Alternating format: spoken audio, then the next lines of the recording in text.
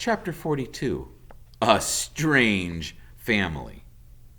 It was a sweltering afternoon, and the heat had put everyone in a bad mood. Roz was standing in the shade, watching her son out on the water. The other goslings were teasing him about something when they suddenly burst into laughter, and Bright Bill turned and hurried home with a stormy expression on his face. He stomped into the garden and right past his mother without saying a word. "What is wrong, Bright Bill?" said Roz, as she followed her son into the nest. "Nothing," he squawked. "Leave me alone." "Tell me what's wrong." "I don't want to talk about it." "Maybe I can help." "Mama, the other goslings were making fun of me." "What did they say?" "They called you a monster and then laughed at me for having a monster as a mother." "They should know by now that I am not a monster. Would you like me to talk to them?" No, don't do that. That'll just make things worse." The robot sat next to her son. "Mama, I know you're a robot, but I don't understand what a robot is." "A robot is a machine. I was not born. I was built." "Well, who built you?" "I don't know. I do not remember being built. My first memory is waking up on the northern shore of this island." "Were you smaller back then?" said the gosling. "No, I have always been this size."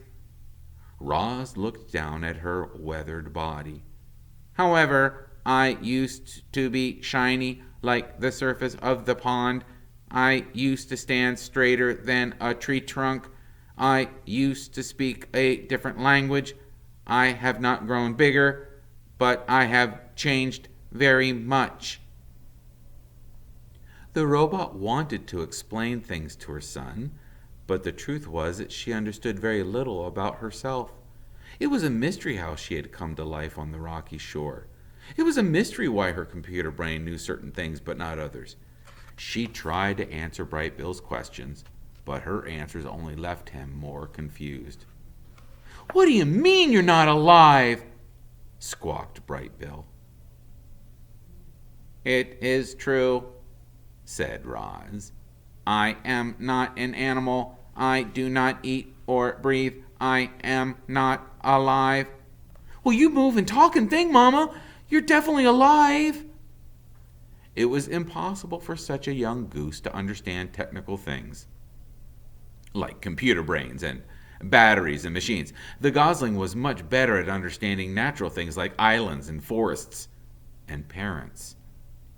Parents! The word suddenly left Bright Bill feeling uneasy. "You're not my real mother, are you?" "There are many kinds of mothers," said the robot. "Some mothers spend their whole lives caring for their young. Some lay eggs and immediately abandon them. Some care for the offspring of other mothers. I have tried to act like your mother, but no, I am not your birth mother." "Do you know what happened to my birth mother?" Roz told Bright Bill about that fateful day in spring, about how the rocks had fallen and only one egg had survived, about how she'd put the egg in a nest and carried it away, about how she'd watched over the egg until a tiny gosling hatched. Bright Bill listened carefully until she finished. "Should I stop calling you Mama?" said the gosling. "I will still act like your mother, no matter what you call me," said the robot. "I think I'll keep calling you Mama." "I think I will keep calling you son." "We're a strange family," said Bright Bill with a little smile.